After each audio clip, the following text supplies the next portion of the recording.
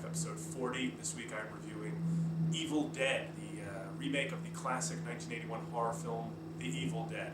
And I apologize in advance if you can hear the construction outside my apartment, but this is unavoidable for the next couple weeks still. So bear with me through these usually high production value reviews. Sadly, there may be some background noise. The Evil Dead, I never saw the original, but I just keep hearing it called a classic, so I'm going to call it a classic as well. The only Sam Raimi horror films I've seen, I saw Drag Me to Hell a couple of years ago, which I loved because it combined sort of comedy and grotesque physical things, sort of like Girls, but better. And this movie, I'd been told the original The Evil Dead was, had that kind of same combination, very frightening, very gruesome, but also kind of intentional and unintentional humor, but it created kind of a nice mix of just an entertaining movie. This movie, the remake, is not funny at all. There's like maybe 2 moments of humor which seem intentional, and the rest is just sort of a gruesome bloodbath. It starts out, I will give it credit. For the first half of the movie, there are some very chilling moments, the very creepy, psychologically scary things. And I'll admit, my heart rate was sort of up for the entire 90 minutes of the movie, but more in anticipation than what was actually delivered. But the first half of the movie is solid. It starts out, they go to this abandoned cabin. What a shock. That's sort of, I don't know if this was the first movie to do that, but every movie since has been about people going to a cabin and dying.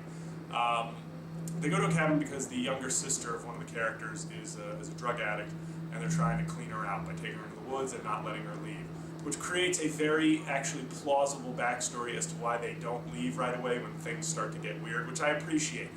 For horror movies, I don't ask for a lot, but at least give me a reason why they're staying in dangerous situations, and this movie does that. She then turns into a very, very creepy-looking thing once a demon spirit, for lack of better terms, vaginally penetrates her with what would be the equivalent of like a 14-foot cock. So it goes in her and starts to possess her and take over, and she begins to infect the other people in the cabin because this demon must take 5 souls, and then it releases some sort of Antichrist-type figure from the dirt underneath the cabin. The first half of the movie, like I said, creepy, scary. It features some dude who looks like a budget Joaquin Phoenix. It features another dude who looks like a nerdy Jax Teller from Sons of Anarchy. And the first half had me terrified, but then it just went into that torture porn genre that horror has become mostly. Among the things you'll see, a woman cutting off half her face, a woman's arm dangling by like cartilage, which was particularly gruesome. I mean, it was a major turn on. Don't get me wrong. I mean, I was horny for the rest of the movie, but it was still unappealing while I was eating, Skittles and fruit punch. What else? What are some of the other? One guy takes about. It's disgusting, and it gets into there. I don't want to spoil some of the good parts, but if you really enjoy movies like this, there's something fucking wrong with you, and you should definitely have your head examined, because at some point it just got into the no one in the theater is enjoying, like it was like it's not as scary anymore. They don't really go for the thrills or chills late in the movie. Instead they go just for the how gruesome can we get, like how many tendons can we show somebody ripping in their hand before they're freed, or just really gruesome stuff. And it wasn't funny, like I wasn't looking for a comedy, but I really was looking for more of maybe a more graphic version of Drag Me to Hell, which had chills and scares, and also just sort of goofy humor, and it all kind of worked. This was just going straight for the, let me try to sicken you. Literally, at the end of the movie, there's just a blood storm. It's the only way I can describe it, literally a blood storm.